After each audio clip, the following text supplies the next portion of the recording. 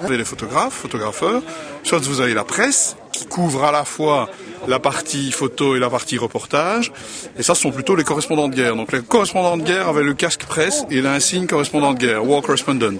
Tandis que les photographes avaient le casque photographe et l'insigne photographe. Mais ils font à la fois des photos et ils écrivent des articles. Oui. Ça sont les correspondants de guerre, qui soit appartiennent à des journaux Stars and Stripes, et qui par peuvent exemple, pas aller sur le front n'importe où. qui peuvent aller sur le front pour autant qu'ils portent l'uniforme, et ils ont des badges particuliers.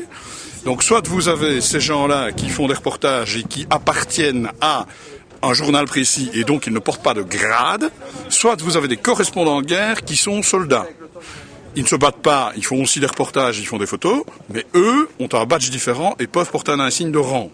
Ça, c'est pour les correspondants de guerre. Deuxièmement, vous avez les photographes qui soit sont, c'est la même catégorie, soit ce sont des photographes d'organismes privés, Stars and Stripes ou Yanks, pas de rang d'insigne, pas d'insigne de commandement, puisque ce sont des soldats, entre guillemets, ils n'auront jamais de rang supérieur.